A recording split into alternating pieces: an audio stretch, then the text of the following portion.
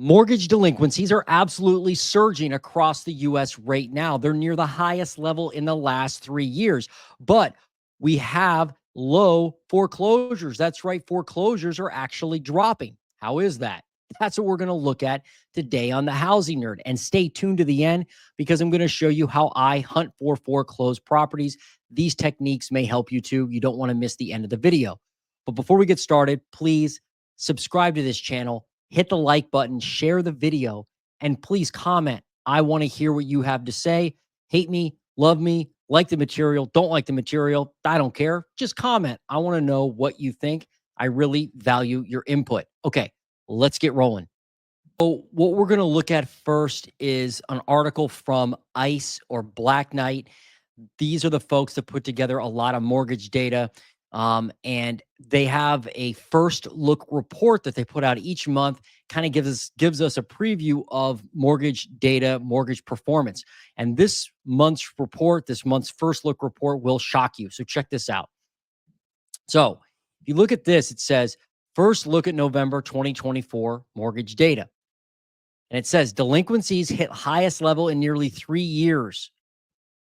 The national delinquency rate jumped 29 basis points in November to 3.74%, its highest level in almost 3 years, marking 6 consecutive months of year-over-year increases. So right now, there's no doubt that the delinquency rate of mortgages has been low over the past few years. And remember what I said at the beginning of this video, you're going to see that foreclosures, despite delinquencies rising, foreclosures are actually down. We're going to dive into that in a minute. But it says, while much of November's spike was driven, much of November's delinquency spike was driven by seasonality, post-hurricane distress, and a late-in-month Thanksgiving, delinquencies more broadly continue to rise from recent year lows. So there was a lot of distress, obviously, from the hurricanes, right? People, houses destroyed, they can't pay their mortgage, they're out of a job, they're completely displaced, maybe, injuries in their family, heaven forbid, deaths in their family. So people are like, hey, mortgage is the last thing I'm going to monkey with right now. So those delinquencies are starting to show up. But they're also saying seasonality could be an issue, why we're seeing more delinquencies. But they also say, which is good that they actually admit this, delinquencies more broadly continue to rise from recent year lows. So delinquencies overall continue to rise. It says early, mid, and late stage defaults all rose in November, with seriously delinquent loans 90 days or more past due, but not in active foreclosure, now at the highest level since February 2023. So it's not like it's a multi-year high of folks in serious delinquency over 90 days late, but it's certainly a year high, and it's continuing to go up. Here's the part that you should also pay attention, though. Both foreclosure starts and completions dropped in November and remain well below pre-pandemic levels, leaving 31,000 fewer loans in active foreclosure than this time last year.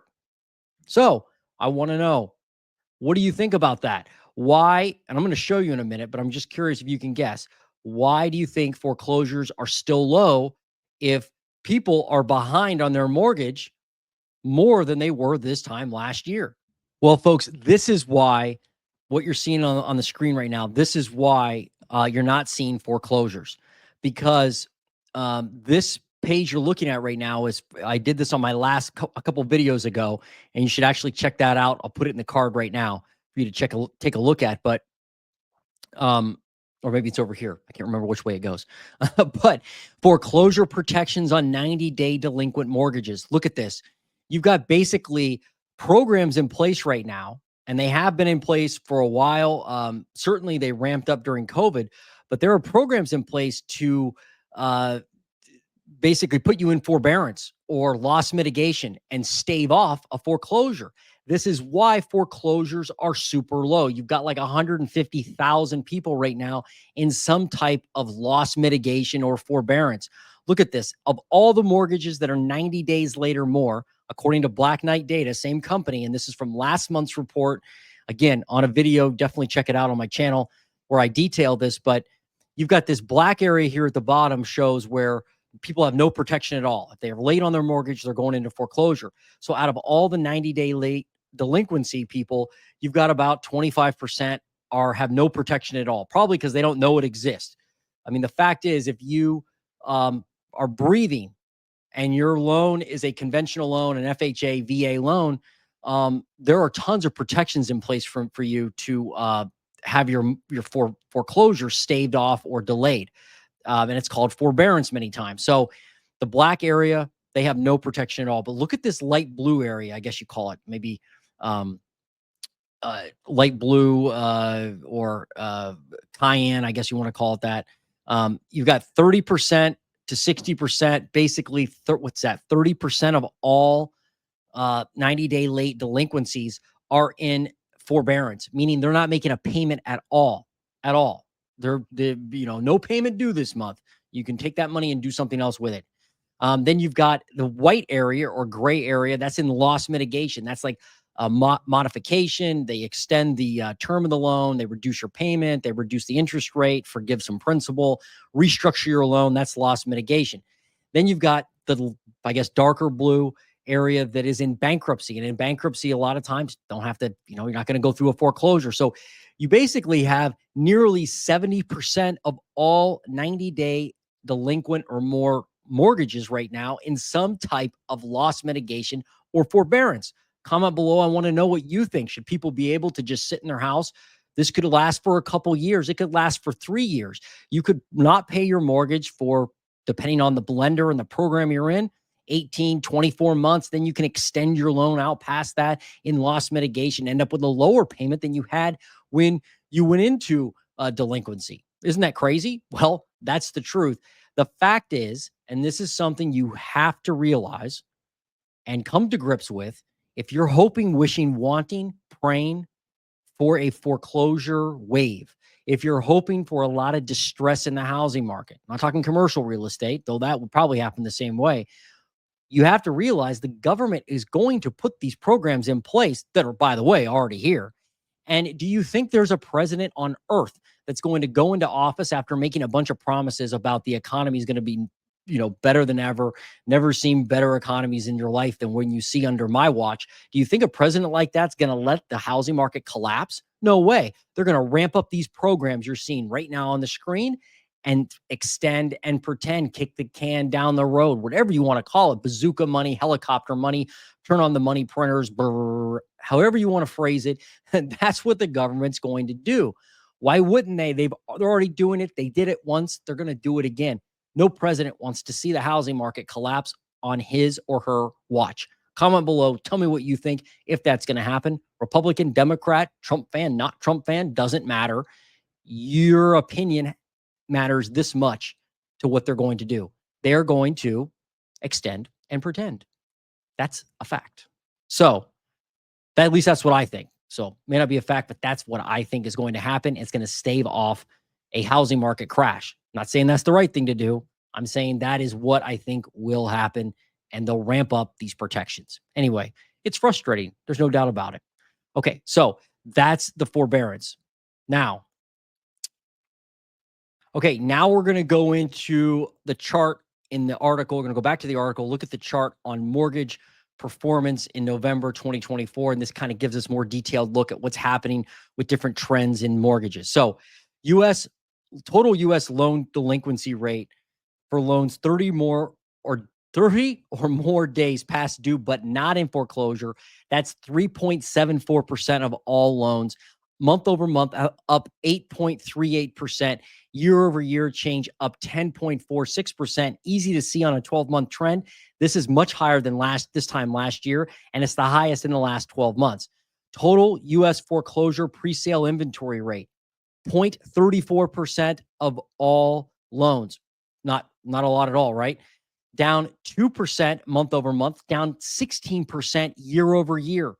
I mean, you can see the trend. It's gone down. Why? More and more protections. We just said that. Then look at total U.S. foreclosure starts, 21,000. That's it. Only 21,000 properties. Down 29% month over month, down 29% year over year. Get the picture yet? Hopefully you do. Monthly prepayment rate. This is how many people are actually paying off their loans early. Usually it's because of refinances. That's only 0.63% of all mortgages. Well, that's no surprise. Down 25% and up 71% year over year because finally people are starting to refi. But month over month, it's down probably because rates have gone back up. Total U.S. foreclosure sales. How many houses actually were foreclosed on and sold in foreclosure in the month? Only 5,300. That's it. Only 5,300 foreclosures. I mean, think about how many houses are out there, how many properties. I mean, it was like 180 million, right? Something like that, 150 million. Who's counting? Tons. So hardly any, a blip. That's down. Look at that. 8.43% month over month, down 17% year over year. It's certainly not because people all of a sudden are paying their mortgages. We just saw that. They're not paying their mortgages as much as they were this time last year, but foreclosure starts, completions, what have you, down. Number of properties that are 30 more days or more, 30 or more days past due, but not in foreclosure, 2,027,000. That's up 159,000 delinquent mortgages that aren't in foreclosure and up 224,000 year over year. Number of properties that are 90 days or more, 90 day or more days past due. I can't say that, but not in foreclosure. So not just 30 days late, 90 days late, 3 months behind. 512,000. That's up 32,000 units month over month and up 53,000 units year over year. That number is growing. You can see it. I mean, look at that. You've got 32,000 housing units that went that are 90 days, 90 or more days past due, but not in foreclosure. 32,000. You only have 5,300 units actually in the completing foreclosure sales. So a bunch of properties 90 days late, not in foreclosure, and only 5,000 properties actually completing foreclosure. Number of properties in foreclosure pre-sale inventory, meaning they're actually, the foreclosure process has started. They're probably on the auction block. I'll show you that in a minute, how I look at that in my market. 185,000 units, down 4,000 in a month, month over month, down 31,000 year over year. Have you noticed something? I'm sure you have.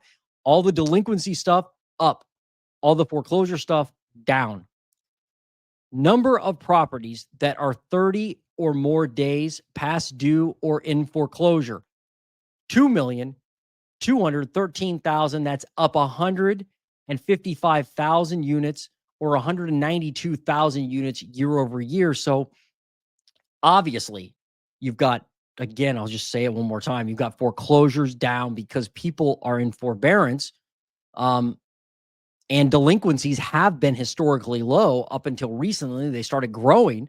But again, you've got a ton of forbearance. And the amazing thing to me, and you got to tell me what you think, but the amazing thing to me is that you've got a bunch of people out there, and admittedly, I watch a lot of YouTube. So it's on YouTube where people say, hey, there's a foreclosure wave coming. This time is different. Pitchforks will come out. People will take to the streets. No, they won't, because it'll be their house in forbearance. That's what the consumer does. The consumer is going to take the easiest path possible. And if forbearance is offered, they're going to take it. If they can't pay their loan, they're going to take forbearance before they take losing their house in foreclosure and just shrugging their shoulders and going, oh, well, I'll just get foreclosed on. Wrong. Or they're going to sell. They're going to sell their house because they have equity. Average homeowner right now has 300 grand in equity in their property. So why wouldn't they sell? Obviously, they're not going to get foreclosed on. So you've got equity in the system. You got forbearance in the system. Foreclosures, man, these things are probably going to stay low for a long, long time. Comment below, though. I want to know what you think. Do you think they will rise or continue to be low? Tell me what you think. All right, so that's the great chart from Blacknight. Now, look at the top states and the best states, I suppose, or the best and worst states for foreclosures. I'm sorry, non-current mortgages, not foreclosures. So this says top 5 states by non-current percentage. So Louisiana takes the spot. November 2024, 8.6% of all mortgages non-current. Mississippi, 8.48%. Alabama, 6.23%. Indiana, 5.68%. And Arkansas, 5.55%. You can see the year over year change here. Some of these had, like Louisiana is up 11% in non-current mortgages. The peak was back in October 2005 in Louisiana, 30.69% of all mortgages. That's nuts. That's like three out of every 10 houses on your street would be non-current on their mortgage. The low was 5.7%, still not where the national low was. And I think national low was like in the low threes over the last couple of years. Date of the low, March of 2000. So, since then, it's actually been going up in Louisiana, it looks like. Mississippi, Alabama, Indiana, Arkansas. I'm not going to go over each one in detail, but you can come here. The link's in my description below to come here and look at this, some of this info. I don't take a whole lot of stock in this, honestly, but I guess it's kind of interesting to look at because if you look at the bottom states, non-current mortgages, who has the best basically performance, you got California, Montana, Colorado, Idaho, Washington, all out west.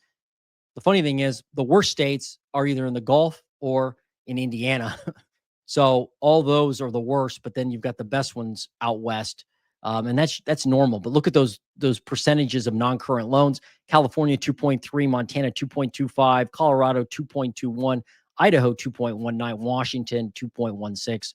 So I'm not sure we can glean a whole lot from there, but it's sometimes interesting to look at. But now I'm going to show you how I look for foreclosures around me. So the first way I look for them is with this. And this program is called PropStream. So PropStream is a paid service. You have to pay to access this. It's not cheap. It's like 120 bucks a month. But this is how I find opportunities to invest in. And if you want to find a pre-foreclosure, you could probably use a technique like this too. So this right now on the screen, you can see I'm looking at Columbus, Ohio, near where I live. And you've got the houses here or the properties on the map. And then on the right-hand side, you can kind of see, where they are and some more detail about them. But if I click on one, like this 320 Rhodes Avenue, it brings it up and gives me more data and tells me, hey, they have an open mortgage for $306,000. Looks like maybe it was on the market at one point. Let's see. I can click MLS details and see what's going on with it. Active. So it looks like it's currently active on the market. $479,000, been on the market 169 days. So this person looks like maybe they're in foreclosure and they're trying to sell to get out of it. It's funny because it's, their house, obviously, I'm sure it's worth more than $306,000, maybe not, but they owe 306 according to this, and they could sell, if they sold for 350, they could probably walk away with some money, but it says they're in pre-foreclosure because if I click the pre-foreclosure button, it tells me this is the notice of foreclosure, basically is what that is. Then you've got JP Morgan Chase is the bank, the recording date of the foreclosure, the original loan amount, $325,000. So even gives you the borrower's name down here, right? I can even look at the borrower's name. So propstream.com, links in my description below. I use this to find foreclosures. There is another way, though, that's free that I use to find foreclosures. So this is how I do it. That's free. This is the Licking County Sheriff's Sale, and this is my local county. And if I go to the local county site, I can click around and find a sheriff's sale. Most counties in disclosure states have this. There are certain non-disclosure states that don't list this stuff, but most states are disclosure. Ohio is a disclosure state. So this info is public. So this is from the 2024 auctions, but basically these are all auction sales and foreclosures. And what's interesting, you should pay attention to, is that a lot of these are tax foreclosures or tax auctions, which, by the way, are not protected by forbearance. So like if you don't owe anything on your house and your mortgage is free and clear, and you obviously still have to pay property tax. So you pay property tax every month. And if you stop paying property tax, they can actually foreclose on your house and auction it off at the sheriff's site, online auction, because you didn't pay your property tax. So for instance, like this one here, let me go to one that I actually bid on back in early 2024. So this one here was sold. It'll bring it up. and it takes you to the auditor site to show you the actual parcel and some information about it. But yeah, this is the overhead shot of the house. You can see over here, this is the person that owns it now, Donovan McPeak. The land and the improvement, the total assessed value, transfer date when it was sold, actually transferred, the amount $170,000. So it gives you just a little bit more info, and you can click over here and get like the sketch of the property. They put that in here, like most auditors do. So anyway, that's this site here is how I look at foreclosures. And if I go back to the list, you can see again a lot of these are taxes. But then if you come down, you can see mortgages, right? Here's a bunch of mortgage foreclosures that have happened. Some of them are withdrawn. The foreclosures are withdrawn, like this one here, because it's sometimes the owner comes up with the money. Sometimes there's a bankruptcy filed or some type of forbearance filed that gets them out of the foreclosure. That definitely happens. But you know, the moral of the story is there are programs in place to stave off foreclosure. However, there are still foreclosures to go out there and find. Those are the two ways that I find foreclosures. And so they could help you. Comment below. Let me know if you go out and try to hunt for foreclosures, and are you seeing them in your market right now? I'm seeing a little, but not a lot.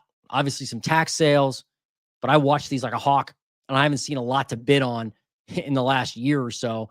Well, actually, the last couple of years because of forbearance, just how it is. And I talk to auctioneers and I talk to people who work in the foreclosure business, and they're saying the same thing. Hey, the government's just going to print money and kick the can down the road. And if you deny that, or you put your head in the sand and pretend that like, the apocalypse is coming, well, you haven't been around, you haven't been paying attention to what the government likes to do, which is print us out of everything.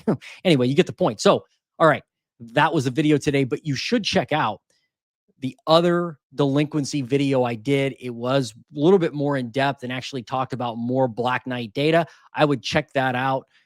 If I'm you, I would definitely check it out. And you can find that right here, right now, right here, right here, right here. Check it out. See ya.